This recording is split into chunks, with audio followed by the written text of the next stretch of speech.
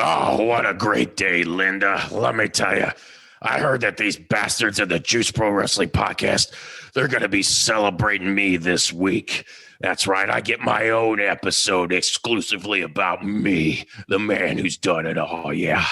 I heard they're doing it about me, not you. I'm the Vince that gets dedicated podcasts from three dipshits. Is it those same guys? Those same AEW apologists? What? Those guys that shit on my product all the time? No, those guys are fired. Oh, no. They're doing it about me. I'm the one that's getting the big story. Fuck you both. The only big thing you're going to get is a big pink fucking slip because you're fired. You're fired. You're fucking fired. You're fired. Don't you tell me you're fired. I don't even know what they're going to talk about. They need 20 hours minimum.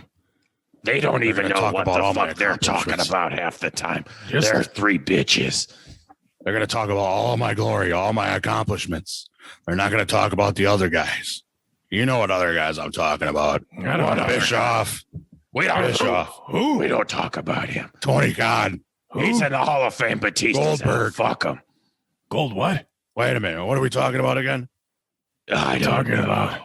I don't know what we're talking they're about. Fired. Those three assholes. They always bury me. They're fired. You know, yeah, they're fucking fired. Yeah, Hulkamania's going to unrile, damn it. Yeah, Hulkamania round 3. Yeah, I like Hulkamania. Yeah, give me more of that. Oh, yeah. Hulkamania. Hulka beefcakea. Oh, yeah. Beef. Maybe they'll talk about my beefcake age. I can't wait. There was a 78-year span where I was a beefcake. Beefcake.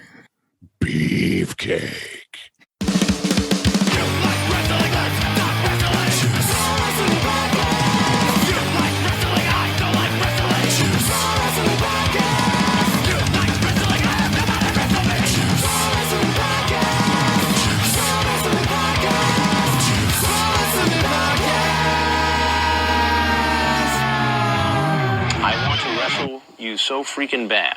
Wrestle me.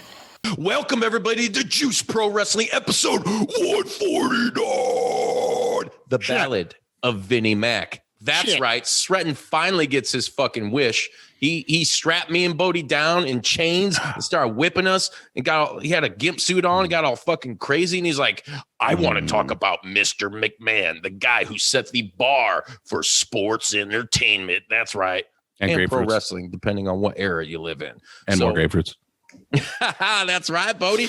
Bruiser Bodie's back in the house. Stretton's here. The Juice is with you. I want to say thank you all for tuning in to last week's episode. And please continue to do so on any podcasting platform. And real quick, do us a favor and hit that like and subscribe button and ring that notification bell if you're watching on YouTube. And check us out because we always got new hip shit coming. Now, time to get into this. We're going to have a good discussion about Mr. Vincent Kennedy McMahon tonight. We're going to kind of go all over the place. But first, I want to start with this with you guys. What was your guys' like first experience with Vince as far as like finding out who he was? Like for me, it was as a kid watching the WWF as we all did with the Hogan era and shit. And he was the guy that did like the commentary and the announcing, and you never had any inclination or clue that he was like any way associated with running or owning the damn company. And I just remember as a kid, when I finally did find that out, it was mind boggling. I'm like, how does this fucking guy own it? But what was your guys' first experience with old VKM? Same, announcing. Even during the Attitude Era when it was completely and totally obvious and it was part of the storyline that he was the owner, the boss, the shit, the beefcake, the grapefruit, everything. I still kind of didn't know his history, but I wasn't crazy about that storyline. It was fine. Everybody loved it, but I really, really liked him as an announcer. I thought he was awesome. I really, really thought he was an awesome announcer. That's it. Bodie? Yeah. I did, same, like, early 80s, mid 80s, late 80s, all 80s, some 90s, but no, I, remember him giving interviews at ringside. I remember him commentating, and it was his voice. Like his voice was iconic with WWF. Awesome voice. Really? Yeah, like him and God, why is his name? Gorilla Monsoon. And Gorilla. There's so many, like there's like a handful of guys from Jesse Ventura. Yeah, dude. Like him in the body. Yeah. McMahon and Jesse Ventura and Yeah. Gorilla Monsoon are my three commentators that were in my head. And then, I mean, Mean Gene was up here, and these other Mean guys were Gene kind of like too. those background players. But they were like voices. You're a little kid. You don't get any voiceover. I wasn't watching, I watched sports, but I didn't give a shit about who was announcing and stuff. I was just like, that's Michael Jordan. Watch him jump over, everybody and dunk. I did like Red Kerr back in the day watching Yes, this. Johnny. Johnny Red Kerr was the shit. So R.I.P. brother. Yeah, Vince had this stoic voice to him. It's just synonymous to me with old school WWF. Welcome everybody. That whole big Wrestlemania. mania, the whole big voice. So yeah, that was my early, first memories I could say of VKM would be his commentating. Hell yeah. Vincent Kennedy McMahon, born August 24th of 1945. So that would put him at 75 years old. It's weird to think of him as being almost 80 fucking years old now. Still the patriarch of the fucking company that is publicly traded now that, we don't often get to speak of our love about that company in the modern times, because there isn't a whole lot to love, at least for us. And for those of you that do enjoy it, great, good on you. Check out AEW. Anyway, Impact Wrestling. For real though, every other company. Going back to his early beginnings, though, I found out something today that I never knew. So he never met his father was the original owner of the WWF. Then, back then it was the WWWF. Like how many more W's do you need? Couple more. We need more. We need more. We need more. He didn't meet his father. I guess his father scooted on him when he was super young and took like his oldest brother, who I think his name was Rod. Rod McMahon. Like, come on. That's fucking awesome. Three brothers, Rod, Todd, and Vince. I like Rod and Todd more than you. I'm out of here. And his dad ran basically, like I said, booked the Triple Dub F along with a lot of other shit at Madison Square Garden, boxing and stuff. And Vince, a young Vince, didn't meet his father till he was 12 years old, which is kind of weird when you think about it. I mean, back in those days, you didn't really have too much family separation. They would think it'd be kind of taboo and shit. But long story short, he met his dad and got super inspired by him, wanted to get into the business, become a professional wrestler himself. But his dad would not allow that because he thought that, he didn't want his son to be a wrestler. He's like, you should stay as a commentary guy, announcer, and we don't mix it up as far as the wrestling. His dad was very, very old school. Mm-hmm. And that was like the genesis of Vincent Kennedy McMahon.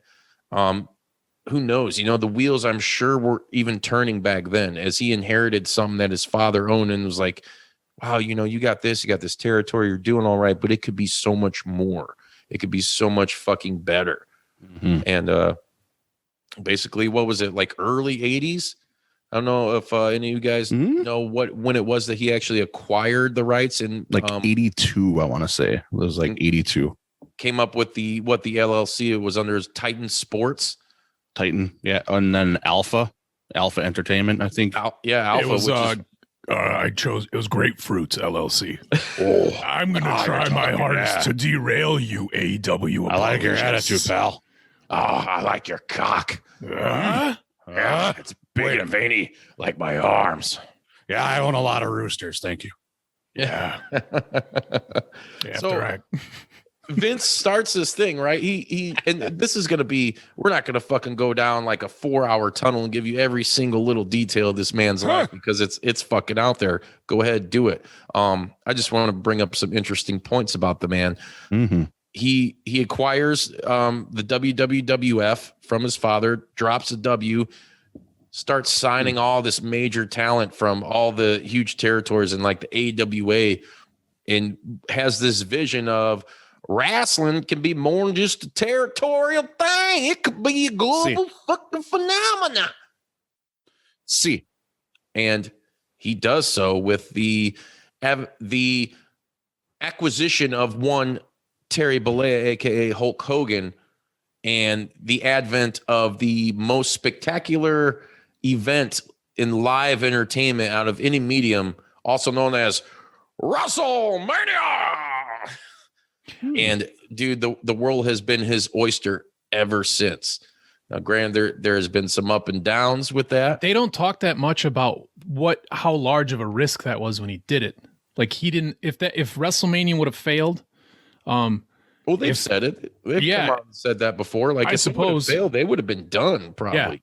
Yeah. He bet everything. I think he said they took out everything. a extra loan on the house or something. Pretty much, literally, like bet his fucking house on this idea that, man, even back then, I don't see how it could have not worked.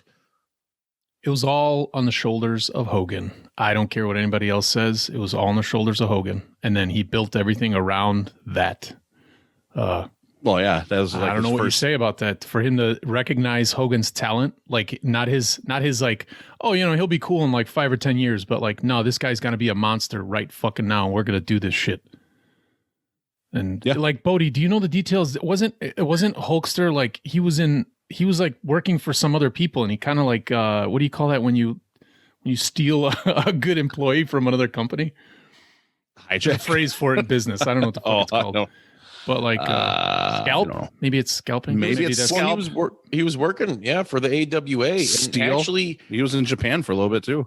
In Japan, and he worked for Vince's dad, Vince Senior, for a little bit. But the thing is he was filming, what was it, Rocky 2 at the time? I don't know. And they were very much like, we don't want you to do that. So Hogan was like, well, I want to be a part of this fucking movie, so I'm going to fucking go and do it. And he did it. And then I guess I could be wrong about this for all you true wrestling historians that don't try to keep it all up here. I could be wrong, but I think I'm right. And then he goes back to the AWA and he's doing his thing till fucking Vinny Mac takes over and is like, hey, come on back in. And at that time, they pulled the perfect fucking heel with the Iron Sheik, coming in as a champion during the 80s. And like, all that crazy shit was going on with Iran, and like, and the Cold War was still going on too. And Hogan's still jabroni. Yeah, number one. Iran number one. USA. And it was the perfect storm, man. And once Hulkamania took off, and then WrestleMania, all this mania, where's the madness? Yeah.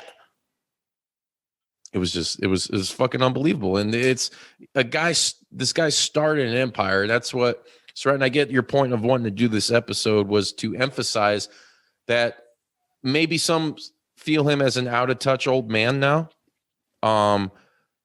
But you can never really take anything away, especially as a wrestling fan, from Vince McMahon, because he pretty much handed us all our childhood memories. It was like, yeah, he's the actual fucking GOAT.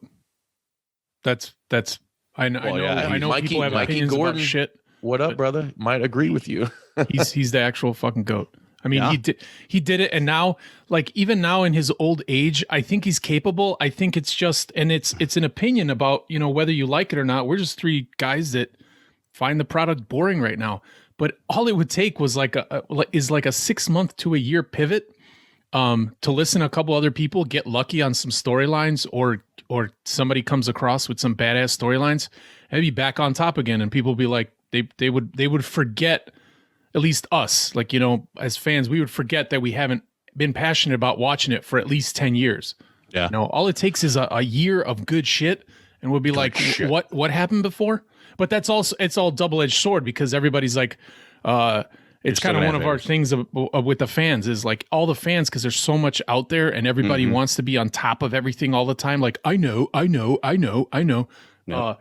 That when you see an awesome match or an awesome storyline or 2 or 3, and the fans, instead of being like, holy shit, like I need to take a breath, everybody's like, what's next? What have you done for me lately? Well, I did a lot for you for the last 40 years, and maybe you don't like my product for like the last month. Chill out. The same with like AEW now, because it's a new company and they have to adjust. You fucking like, oh, But what have you done for me AEW, lately? In my mind, Yeah, not no to cut kidding. you off. AEW as a product as a whole doesn't exist without Vince McMahon. Well, no, because of course, No. not a lot exists without him. yeah, I mean, maybe you had guys like I think Vern Gagne had a great idea as far as like maybe like TV and shit goes, but I don't think he had the aspirations to do what Vince was the first guy out of all these promoters. And mind you, everybody was a part of the NWA at that time, certain sections and territories that they owned. Vince was like, fuck it. I want to basically monopolize this. I want to turn it into a global brand. Mm-hmm. Yeah. And he was a genius and ahead of his time when he started mingling in a little bit of the mainstream, and he brought in the rock and roll wrestling, dude. Remember the cartoons? There's the Rock and ice cream wrestling. bars, dude. I still got a pillowcase. Cyndi Lauper, Lou Albano, dude. I could keep going. Roddy Lou Piper. Albano. Dude, Well, I had like all kinds of that stuff, and I watched that cartoon religiously, dude. Well, That's what I'm talking about right there. dude, you're totally right. And Bodie, to kind of accommodate your point, I was reading some shit today too, like back in like the late 70s, him and Linda purchased like the Cape Cod, whatever, Buccaneers, a hockey team. Oh yeah. They were also in the promoting concerts. Dude, they booked Van Halen and Rush, Fly Thunder. Oh yeah, dude. Like, oh yeah, that's awesome. It's awesome. And that's just early hints of showing you. Yeah. And that's why he coined the phrase, if you will, sports entertainment. Right. Vince, much like, I think he has ideas like we do, as far as just being a media like juggernaut and being able to have your hand in a little bit of everything, and I kind of want to get into that here real quick too. Some of his ventures that he's done, some of his succeeded, some haven't. Beauty's in the eye of the beholder, as far as the last XFL run, did it fail on his terms? I don't think so. I think it was a lot due to COVID and everything, but COVID fucked that up. Yeah. Second iteration of XFL, hell of a lot better than the first one. I was enjoying it a lot more. And the great thing is now you have Dwayne Johnson, The Rock, who purchased the league, who's very passionate about football, and kind of took Vince's baby and has resurrected it. And he's even doing talks with the CFL now, the Canadian Football League, about like coming together. So I'm excited to see what happens there. But getting back to Vince, and you're talking about the early years and stuff, and how he was a genius and like a media mogul, like early on. And dude, as far as booking the rock bands and all that shit, and Bodie, like you said, bringing in the celebrities and like Liberace, and you had the fucking Rock and Wrestling Connection. He also did. So I will cut you off here, Wallace. He also did something that I don't know if they talk about much, because again, I talk, but I don't know shit. He tapped in and planted seeds in my brain and everybody that it was in my age group with having Saturday morning cartoons. And so, the territory days, it was a lot of, from what I understand, like grandfathers, grandmothers, uncles, aunts, fathers bringing sometimes their kids, but it was some shit that they liked that they'd on occasion bring. It wasn't so, I don't know if it was so family oriented but he was like, I think it was just he basically, and I hate to use this, it might sound too like light or childish or cartoonish, but Disney-fied wrestling, kind of, or comic book fied it. There's no fucking word. Mainstreamed it. Larger than life superheroes. He turned everything into super cartoons, Megastars. like you're saying. Yeah. he was Whereas there was still wrestling back then. I'm sorry, but I had to, because that's a bullshit statement when you say wrestling wasn't a family oriented thing, because it always was. It was even in terrible. those smoke filled fucking arenas down south with the Rock and Roll Express and the Von Erichs, there were little kids with their grandmas that were like, "Hey, what's your name, motherfucker?" Exactly. 30 plus only. Can't get in the doors. Yeah, but it wasn't, what I mean to say was it wasn't like, so in a heyday of Saturday morning cartoons, I think it was a genius move that he was like, you know what? These kids go ape shit for cartoons. They're also going to go ape shit for our products and our ice cream bars and our cereals. And that shit was big like rubber action figures by LJN. Those things, dude, those things were like made like a rock and couldn't bend for shit. So I'm doing like stiff ass suplexes with them.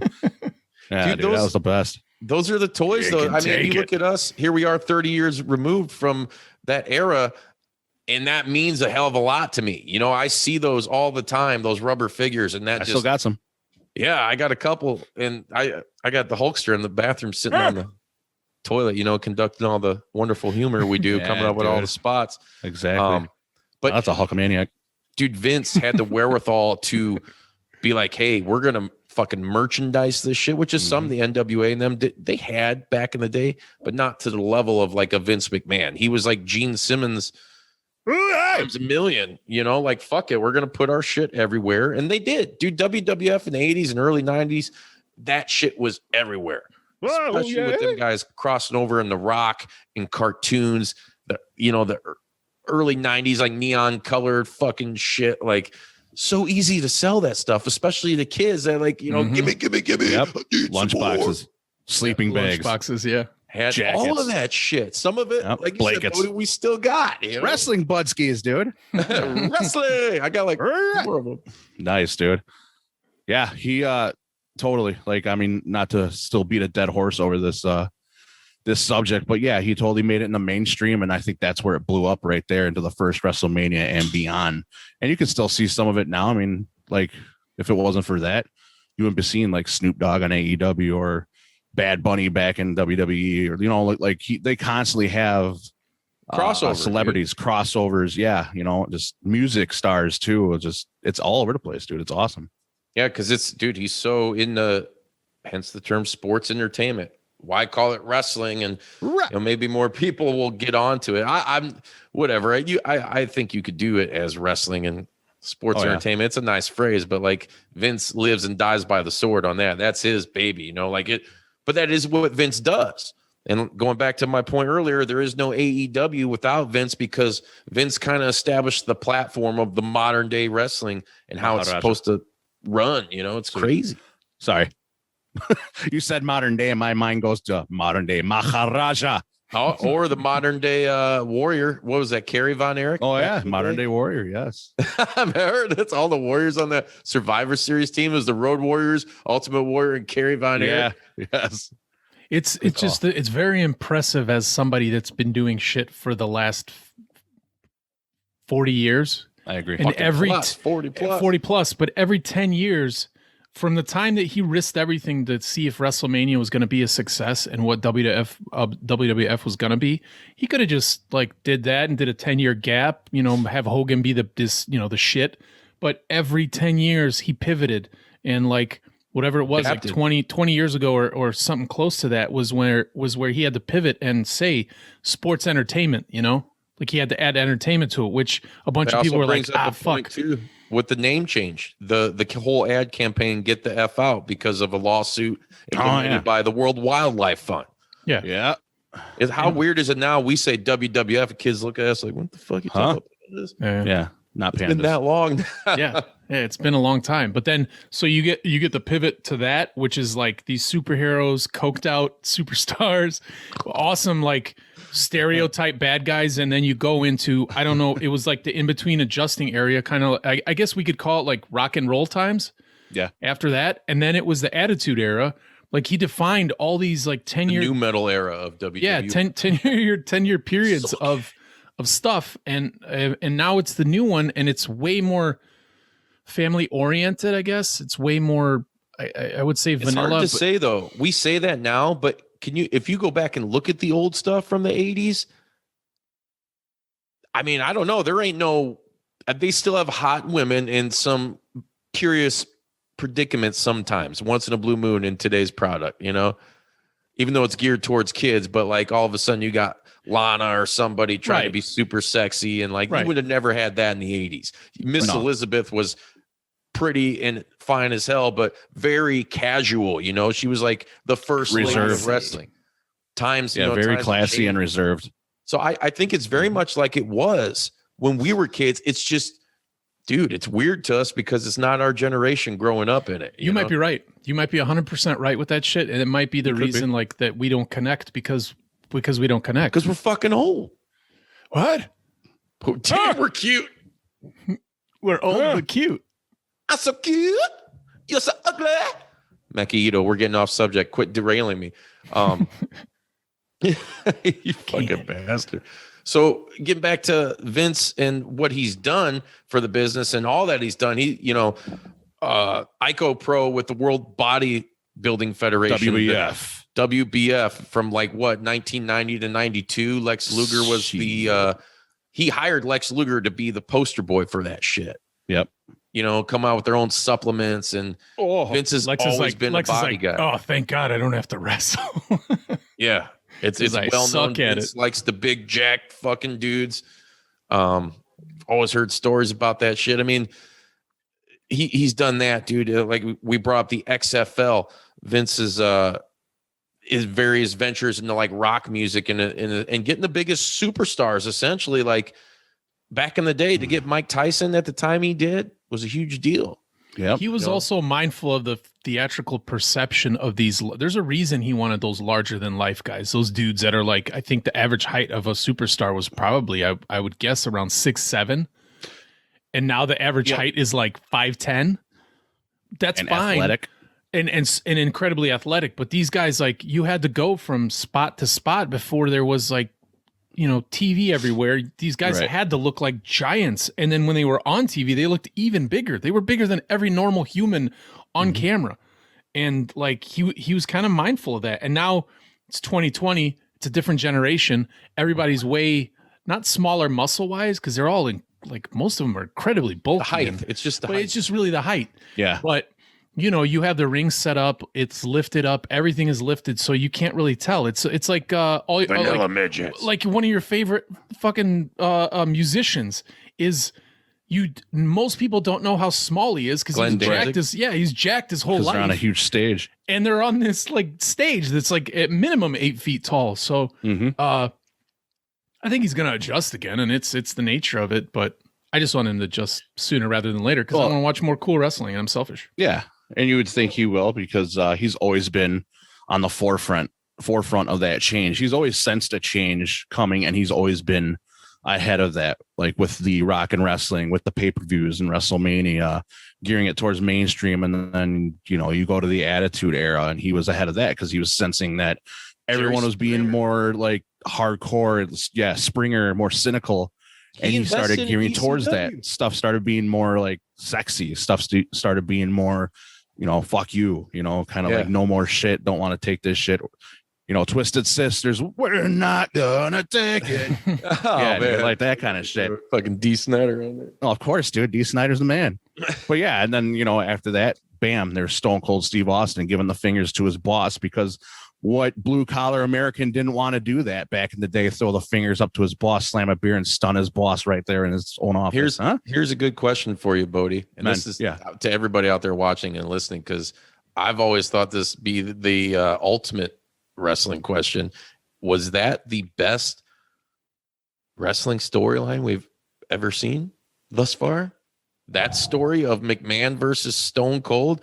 Think about it, though. I mean, everything that happened, and it brought a company back from basically almost extinction because what WCW was doing to them. Yeah. And the ratings, you know, I would say that and the NWO storyline until that started going haywire. Right. Those two are hand in hand, because without one, we wouldn't have gotten the other. Yeah. And like you said, who hasn't wanted to fucking say fuck you to their boss? Yep. Oh, hell yeah. Exactly. I know I did a couple of times already. Yeah. I didn't watch any of the Attitude Era stuff. I really, really like Stone Cold, but I just wasn't interested in that shit. But absolutely, I appreciate him more now, I think, than I did as a kid. Because I like WCW, and he was cool, but like a lot of like people that were super weird liked Austin too. You know, like he was that big. I mean, I actually think that is the best. That's the best storyline in wrestling history. I do think that is. It was like I was in college at the time, and I didn't connect to that storyline. Like, I had shitty jobs and shitty bosses and worked in restaurants, and I was a janitor for a little bit in college, like all this shit. And like, but I didn't want to give I didn't give a fuck about some dude wanting to give his boss the finger. I didn't want to drive a beer truck through the window and spray everybody down. I didn't give a shit about that. I want to drink a beer for myself. Yeah. I was a WCW guy, but that storyline I think is still the best. And it is crazy that he went Hogan, he went Stone Cold. He went The Rock. He just Cena. got lucky enough John Cena, that he always had the He's had top flag person. holders. Yeah. Well, it's crazy because like WCW during those times when they were winning all those times, it was not because of one. I mean, it was.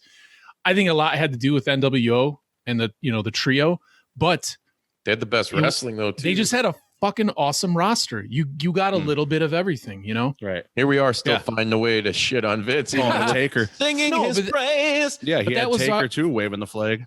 Oh, I forgot. Yeah, I mean, I'm sorry I forget because I forget about The Undertaker. There were so many kids that were huge Undertaker fans, and then in parallel went Undertaker and what's his name? Cactus Jack.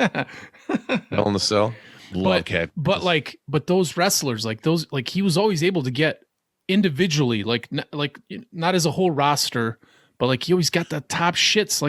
We could do 10 shows on just the Undertaker. No, exactly. And Mick Foley, characters. Yeah. So what Sren is trying to say in a not so idiotic way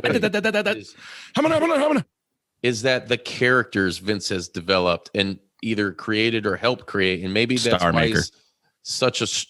why he's such a stronghold on in the company as a whole, the machine that it is today, to keep a hold of names. Like when you sign, because a guy like AJ Styles comes in, they can't trademark that name and make money off it. But the other side of that coin is too, if it's like a badass fucking character and you create something so iconic like Hulk Hogan and straight up, if Vince was like, hey, Terry, we're gonna call you Hulk Hogan, right then and there, that's his. Yeah.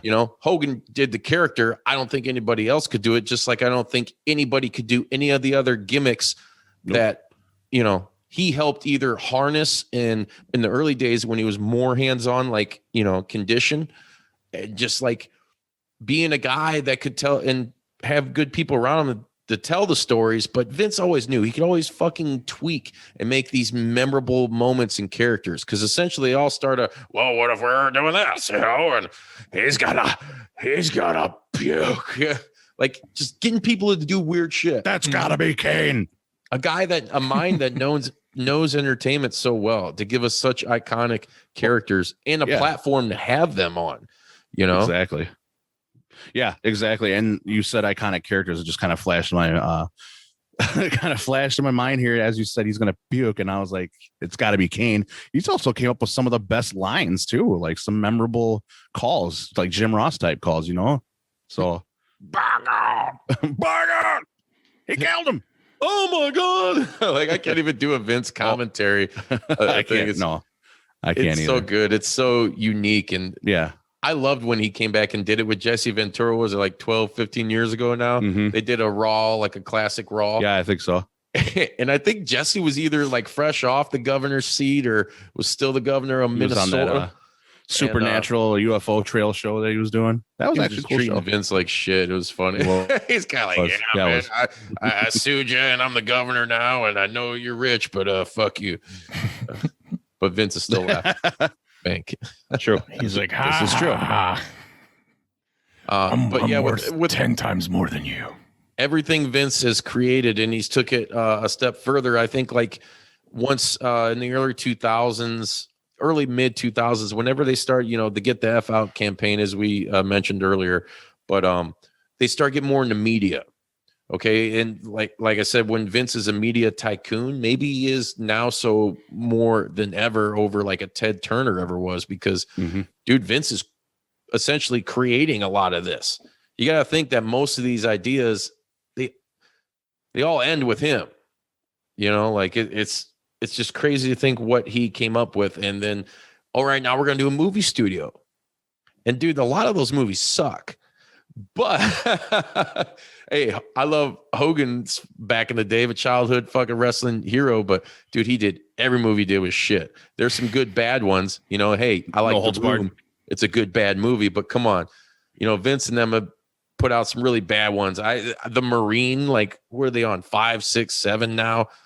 And it's whatever. Was the Condemned a WWE movie? I don't know, but I think they had a part in it, because there's some movies I see like WWE Studios is, like the one with Kane. Small corner. Like, really? That was a Halle Berry movie. Like, what? Right. Was the one with Kane any good? Wasn't See No too Evil? bad. Yeah, See No Evil wasn't too bad. I didn't like it. I don't like either of them. I've watched it. It's like, I didn't even see the second one. I didn't know there was a second one. Mhm. I just remember the one. I was like, it wasn't too bad. I like the Condemned with Stone Cold because Stone Cold was pretty much playing himself. He was whooping ass. Yeah, and hey, another thing that guys, I'm sure old timers in the biz can't deny that a lot of these guys that became superstars, Hulk Hogan is the most obvious perfect example. They would have never had these opportunities had they not had that platform, and then True. Vince give them like, hey, let's do movies. You want to do some shit? Here's Right. to make you an even larger fucking star than you already are. You've seen it with guys with like Dwayne Johnson that crossed over, became the biggest movie star in the world. Batista's not Highest bad earning. at acting, No, Batista is not bad at all. dude. Good No call. holds barred, man. You had guys back then. Wasn't Stan Hansen in it? He was Rip the 'em. guy- He Yeah, was the guy chewing and like spitting and fighting in I the think bar. so. Yeah, I think so. Tiny dude. Zeus Lister, R.I.P. The Hulkster. You had I think Terry Funk was in Roadhouse. You're a dead man, Ramsey. Yeah, I watched Ramsey. Suburban Commando was in our rotation when I was a kid. It was like Yes. Suburban Commando, Kickboxer. I don't remember a couple other ones. I probably watched Suburban Commando. Thunder in 100 Paradise. times. Yeah, but dude, come on. For a You guys guy are- to have that big of a vision, it's just that's going to be the whole undertone of this episode. Yeah, because it is. I mean, that's really what this whole episode's about, more than it is like a biopic on the man. It's like just True. his visions of and his impact. That he had. yeah, and influence. Because honestly, like Huge influence. I've never been the guy to really. I've been pissed at WWE for years, right? The product's been bad, but I've never been like really pro. Like, well, fuck Vince, he's out of touch. I always like to ask if people think that. I don't know if he is or isn't, so I can't really answer that anymore. But I know that what he's still done, he's got more money than you, and he's obviously known how to do it right and True. influence many of people in the process and fucking just give so many opportunities across media, movies, all this Yep. shit, video games, all that. Go do this, go do that, and now so Yep. much so that they're fucking trying to no third party content. It's over. Yep. It- Don't it slap also- the leg either. It also makes me think like as critical as we are of it, there are like I listen to a shitload of other podcasts and other people, and and all three of us read stuff on the internet, and it is just our perspective. There's so many other people that love the product that I perspire let's- when I perspect. like let's talk about like other podcasters where they will they'll do breakdowns of pay-per-views and they have nothing but good shit to say. So it's just us that who are we? But Opinion. we just still think it's Opinion. we think it's boring, but People like it. we have like I'm not going to say fuck that company. I'm not going to say fuck Vince. I like that stuff. I like Yeah. all that. I just wish it was more entertaining to me, and Yeah. that doesn't mean in the future it might not be. So what? And I'm not going to hate any of the people that I like it as podcasters because you like some shit that I find boring. So Right. so what? It's like, it's like some people like watching baseball on TV. Baseball's their favorite sport. Some people football's their favorite Yeah. sport and they don't like baseball. Yeah, It's kind of like that. Like I don't say that's a F really good WWE. example. Yeah. Like I don't right now. I'm not really liking it. But if I hated it and I hated Vince, I wouldn't be reading up on it and knowing what happened Exactly. every week. People still tune in. And when I was a kid, dude, the new era, I still watched. Their new generation is what they called it. Yeah. Basically the era Mid to of, late Bret Hart, 2000s. but they really didn't. Oh, have that era. That era. Yeah, the new like generation. early I know what you're new talking generation, early mid about. Shawn 90s. Michaels. After the end of Hurt. Hulkamania and the Golden Age, Yep. it was like, man, dude, like a lot of that was kind of hard to watch. So I gravitated more to WCW, and then, wow, what a time to do that! And then you're on WCW for a couple years or a year, and the NWO thing kicks off, and it's all history from there, But I was watching both. I was too, but I was really kind of zoned out, like I am on the product now. I've never stopped. Right. I've never ever stopped. People always ask, and other podcasters have asked, like, have you ever, stopped watching wrestling or anything? And it's like, no, since I've started, I've never ever stopped. I stopped watching WWE for a little bit there, like late 2000s, a little bit. I was watching TNA I was watching Yeah. that. But you see, you didn't stop watching wrestling. No, I didn't mean, stop you would watching still, Wrestling Turkey. No. like late 2000s, if you're, it's WWE, you're always going to kind of, let's face it, be looking on your phone like, okay, I don't watch, but what are they doing? I was still on Raja looking to see what happened. All that. Oh, Raja, what's that? I don't know. I don't know. Source information. It's that character from Aladdin, that tiger. Isn't that who Raja was? I just beat Aladdin. Sega job, Genesis, but on the Xbox. Nice. Good job, buddy. I'm proud of you. Thank you. You're so kind. I do have to say, though, about Vince McMahon, too. Like, we're talking about 2000s, mid and late 2000s, stuff like that. We can't forget, like, yeah, he kind of ran out territories a little bit when he went mainstream and stole a bunch of talent. But then he ended up buying out his biggest competitor in, what was that, 2001, 2002? Yeah. WCW. Yeah. Well, both of his competitors, really. All true. Yeah. He bought Even ECW, though too. He kind of technically had some financial stake, a little quick pro quo in the wrestling business. Crick pro crow. I know. Crow. What you're I'm sorry. I scratch my back and you scratch mine. I'll scratch whatever I want. Wait a minute.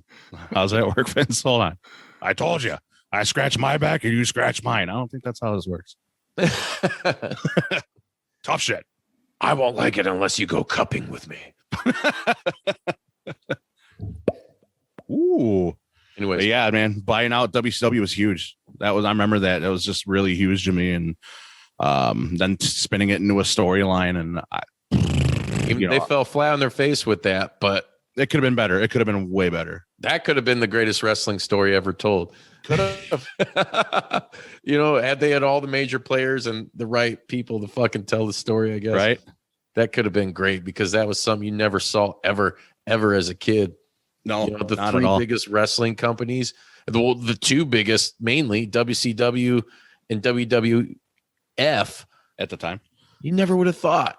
And then they got it and they fucking floundered it. But dude, Vince has always been able to bounce back. He's super resilient from steroid trials, and to where he basically broke out the business, and busted kayfabe, kind of put the nail in the coffin, as the NBA guy would say. It was like, hey, we're entertainment. Wrestling is what it is, and they not get taxed or whatever it was in certain arenas. They didn't have to go through the athletic commissions. So if you present it as like, well, it's just entertainment, it's like going and seeing a live action, like a movie or a theater. True. What do you guys think about the opinion that he killed kayfabe? But I don't think he killed it. It was already dead, man. But it was dead the moment. He kind of officially did it. What do you think about the opinion that shit was bound to happen anyways? And who better to fall on that sword than the one guy in wrestling that is kind of untouchable? Dude, I am glad you brought that up, Stratton. That's a hell of a point because we keep talking about how Vince is always ahead of the game. He was ahead of the game on this by quite a few years, Yeah. Not a lot of people subscribed to dirt sheets and stuff back then. I think where I got most of my gossip was from like PWI and wrestling magazines. That's all you could. Magazines. Exactly. Yeah. So for him to come out and say Brett screwed Brett, I think that was actually the start of killing kayfabe right there because he acknowledged what happened. Yeah. The character too, Mr. McMahon. Yeah. Oh, that's when Mr. McMahon was born, dude. That's when you love to hate him. Yeah, I remember watching that. I was like, God, I do too. Damn, man. Did he change his cold? Did he change his walk during that time too? Oh yeah. Oh yeah. Did he always walk like that? No. It gradually built to where he was not until super Brett cocky, screwed Brett. Yeah. This time he was still like just like the announcer guy, but everybody knew that he owned it, and I don't know. He's like, I got the perfect idea. I got the perfect walk. I like them. Check this shit out, fellas. You ever see them wacky flailing arm tube men?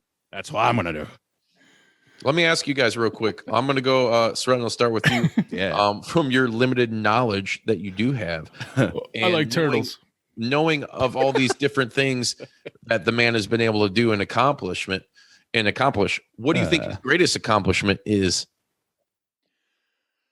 That's or your a hard most question. favorite, I should say. Oh. So I frequently forget out of storylines and all that stuff.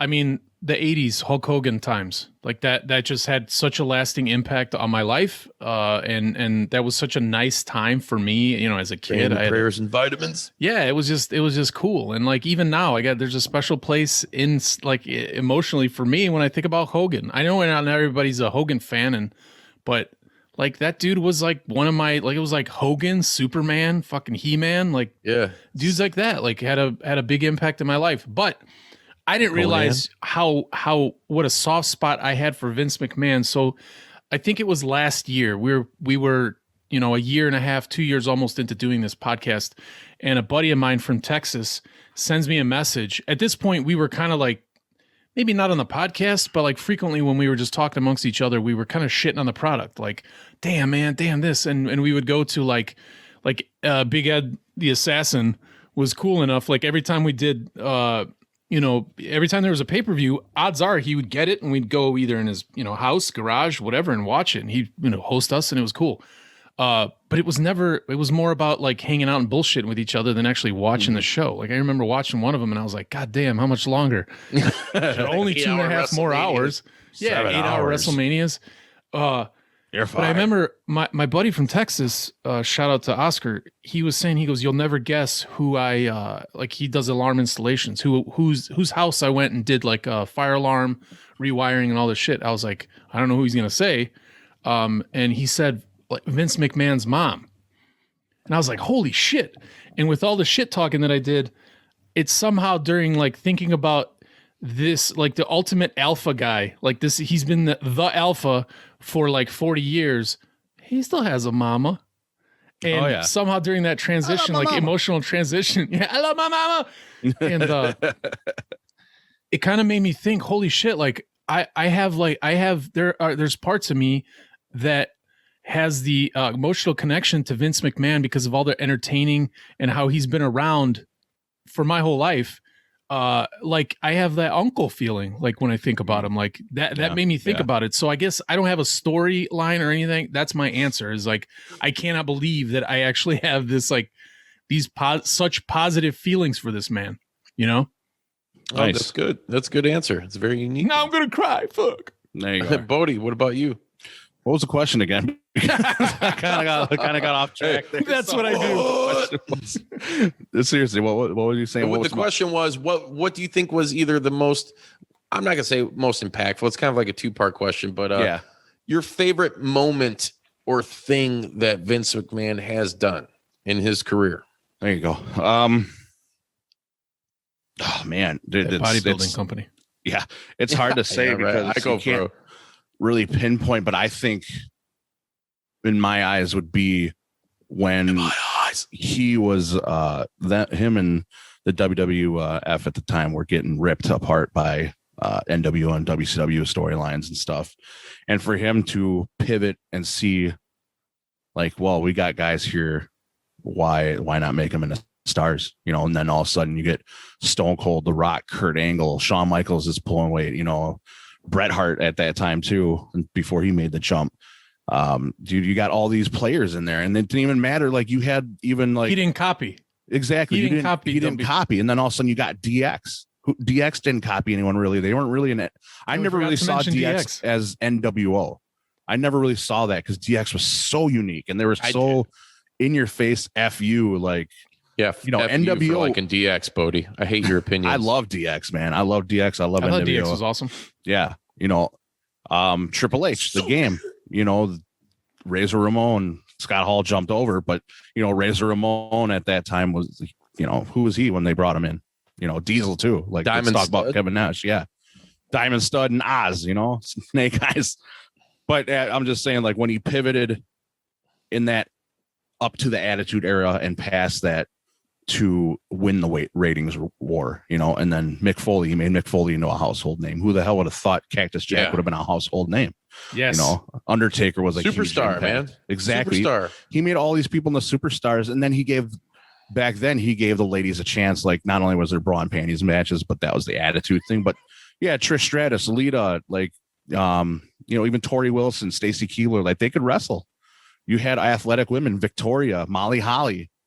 So not only there, let's keep going through that. You know, you had the Nitro Girls, but then on WWF side, you had these, you had the huge, like the Lita Trish Stratus match really sticks out in my mind, where Lita almost broke her neck and she got busted open and stuff. That match was insane. And that was like, I think the first women's match main event of Raw. Yeah, I do. Yeah, I remember that. Yeah. So would be my answer. Long answer would be that point right there. Like I just love that moment in wrestling, not just for Vince McMahon and WWF, but Eric Bischoff and WCW. Like that was the best time to watch. Dude, they were trying to outdo each other, and like who was winning? The fans. The fans were winning. Yeah, yeah. And they weren't really complaining that much like they do nowadays, or maybe they just didn't have dude, can you imagine media. if they had the internet back then, dude? They'd have probably been bad. Probably been like, why are you pushing The Rock? The Rock sucks. We could probably do a whole episode on the longevity of how long Mick Foley and The Undertaker were over. And when you break down their gimmicks and what they did in like Mick Foley's physical appearance, and when he was like not Cactus Jack, what was the hippie guy? Dude Love. Like I'm a huge I can't believe that those personalities got over, and The Undertaker being like the undead, the monster, the this, like if you're trying to be believable and real, how the fuck does he get over? But he was the shit for a very, very, very long time. So none of us is like, Undertaker like comes out of a coffin every time, and then what's his face? Paul Bearer is like one of the most ridiculous. Comes in a coffin every time. Yeah, got your kids, bro. Got your kisses. Watch out. Your kisses. Oh, BTE today with those two guys. That shit was really funny. I gotta see Good that. I still haven't seen that. But we found a way to sneak it in, you bastards. My favorite and or most personal. What's your favorite, Justin? Moment with Vincent Kennedy McMahon is right here on my chest. WrestleMania, because good answer. Wrestling, dude. It's everything. It's everything I like and how I want to be and like want this show to be. It's entertainment, it's comedy, it's spectacle, it's music, it's just badassery, it's live stunts, it's this thing that has grown. And think when you can fill up where the Cowboys play, it's 100,000 people. And personally, it pisses me off that they fucking did that and beat that record from back in the day with Hogan and Andre. Dome.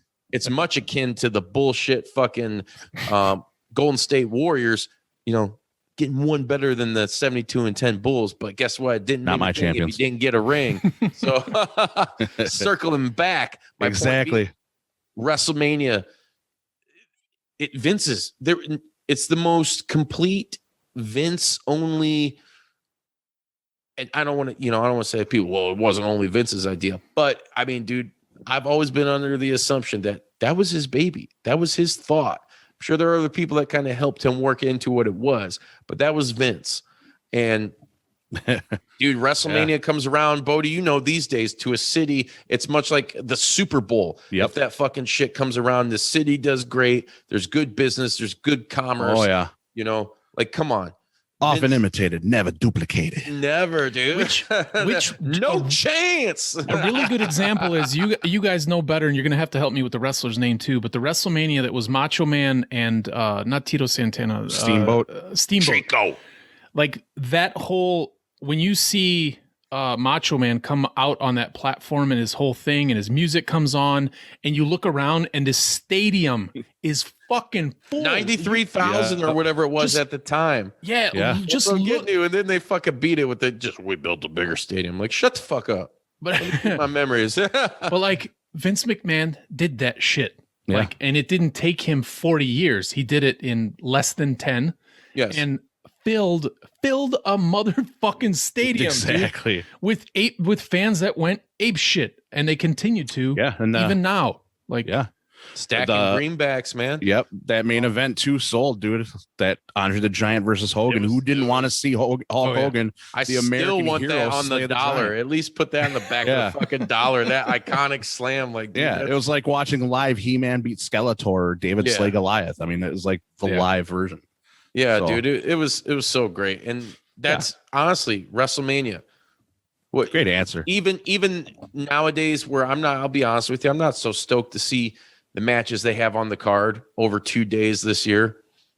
I'm really not, but it's that much of an event that even people that We're still gonna don't watch it. professional wrestling True. come over and drink fucking beer and eat wings because like, Beers. you know, it's WrestleMania, you know. Baga, pinata, take a shot, pinata. I'm working for the other company. Fuck it. Ah. And we're taking now to the WWE champion, Ken Omega. Huh? Oops. Botch. Did that happen? This is how wild we get. That's why Yeah, that happened.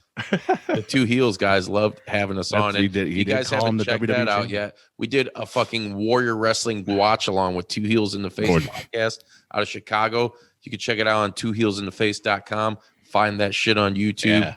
Dude, Dude, follow that was a them too. good time. Subscribe to them. Those are the good dudes. Good podcasts. I Good had a podcasts. great time doing that. So I had to sneak that in here at some point. So please forgive me. Thank you.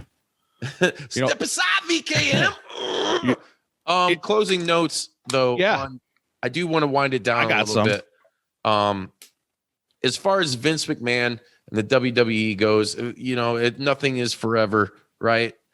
Vince, I think, has a good setup. I mean, with his daughter and Triple H obviously being the heirs to the throne, I guess my question to you guys is, what do you see in the future for WWE without a Vince McMahon? The AEW mark in me wants to say better ratings, better storylines. This guy working for the other guys right now. We ain't stroking their Thanks, Tony fucking Khan. vibes. Thank you. No. Land this plane, you piece of shit.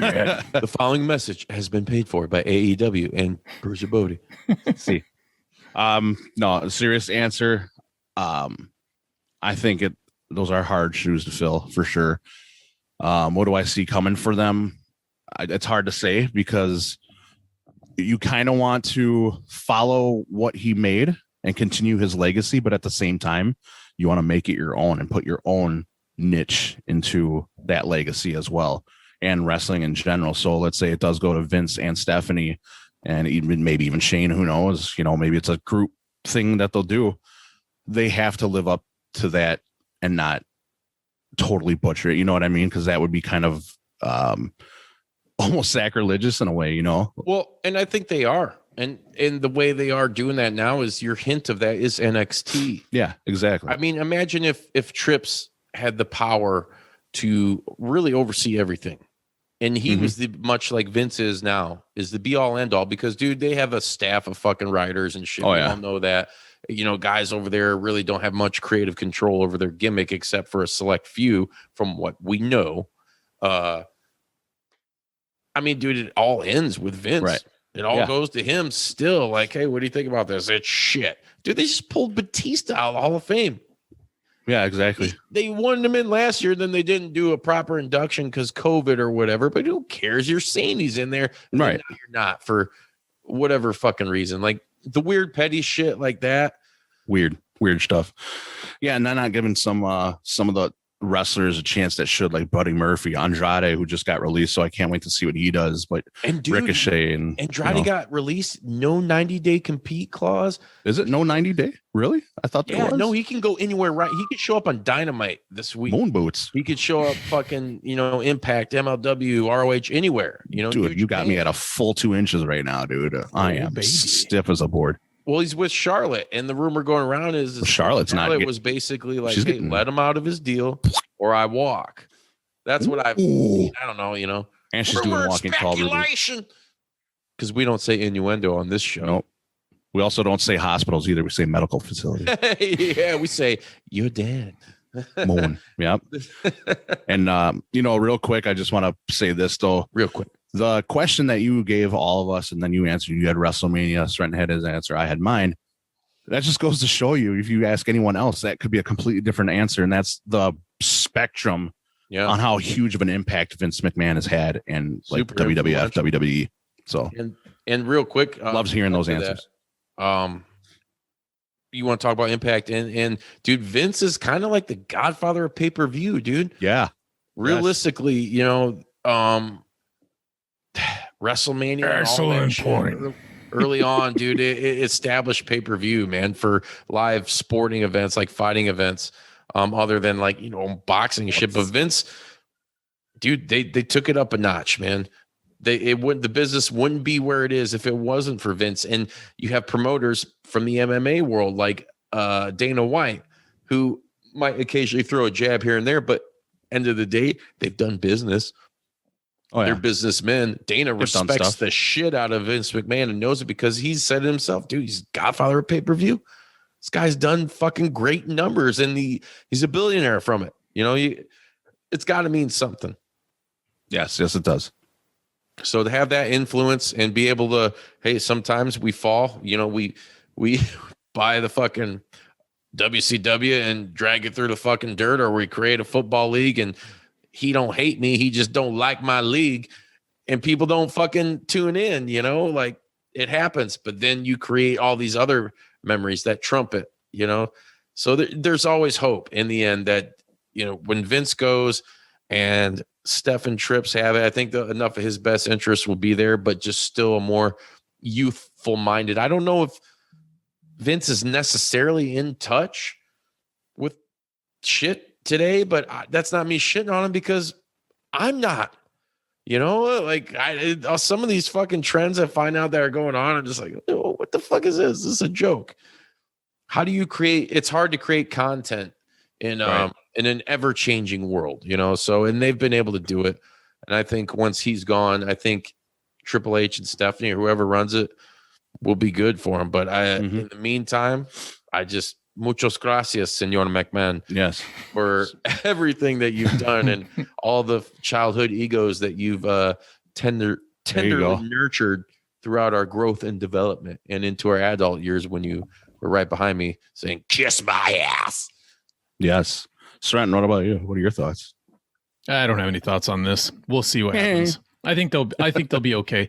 The only thing that I think might be a possible threat is whatever the hell long-term thing AEW, Impact, New Japan, and all these other promotions are doing. But what it might lead to is, we'll see. We'll see. I don't know. I think they'll be okay. No one knows. I think they're adjusting. They'll always be around. They're Coca-Cola, man. Hey, Pepsi came out, and guess what? Nothing happened. Yeah, we'll see. That's all. That's my only answer. I don't have an analysis. I don't have a. In this world, there's always room for two big fish. I think that's what you'll see business-wise. And Juice gonna go deep real quick.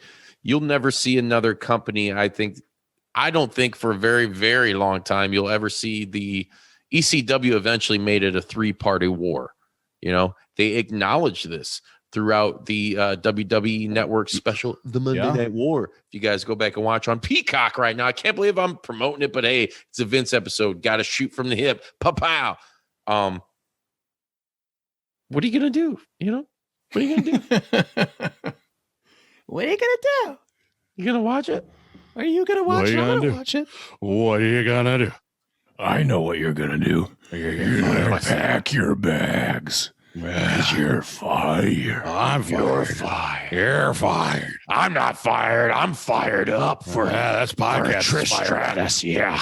On a scale of this episode, on a scale of 1 to 10, is a 0, and you are all This fired. episode sucks a bag of dicks. Val Venus dicks. I'm going to give it a 00 for the size of my grapefruits. I give it it fucking just sucks. They're fired. They're so fucking fired. You know what? They'll never work here because they like AEW. I can't believe you said Val Venus. Fuck that guy. Fuck Val Venus. Val is fuck him. He's a fucking pothead. He can't do it. Yeah, he doesn't have attitude, Val. No, he has no ruthless aggression. Yeah, and he's not a beefcake. I love beefcake. Did you just say beefcake? Because I said beefcake. Brutus the Barber. I like beefcakes and beef castles. Yeah, I like beefcakes, and that's about it. I zoned out, and I came back to the conversation because I heard you guys say beef. I came back because I like to come. What? Oh, kisses. Ah, catch your kisses. Yeah. Yeah, I do that in the locker room and in my office. You know, here sometimes I'm in the hallway. Ask me if I miss those guys. I'm not even gonna wait for you to ask. I don't. I fucking don't miss anything about them. Yeah, I won the war. You miss them? She says no, so she's fired. She's fucking fired. Yeah. I have a She's list of fired. my favorite firings, and on that list, number 3 and 4 is those guys. Yeah. And number 1 is habanero peppers. They're fired. They're so fucking done. Let's talk about Taco Bell menu items for 10 minutes. Fire sauce is fire. It's so fucking fire. I use it for lube. Oh, yeah. Oh, no. Oh no, we gots to go. I don't know what just happened. Thank you guys for tuning in. This was our ode, and I guess we just joined the Kiss My Ass Club. So we were kissing Vince's ass, and we hope you enjoyed kissing his ass with us as well, because you guys might not like him now. You might think he's out of touch, but hey, at the end of the day, he's the fucking man. And what a man he is. Touch. Be sure to follow us on Twitter, Instagram, Facebook.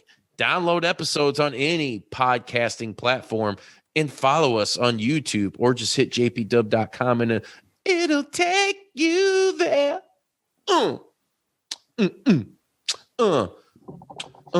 For Sretton the Savage, for Bruiser motherfucking Bodie, this is the Juice saying we love you. We hope you all have a great week, and be sure to tune in next week, because guess what? It's episode 150. And we're bringing some really filthy, nasty shit. Wet 'em up, wet 'em up, wet 'em up, wet 'em up. Wet 'em up. Be the best. Come on your chest. Yeah. What am I? Beef Castle.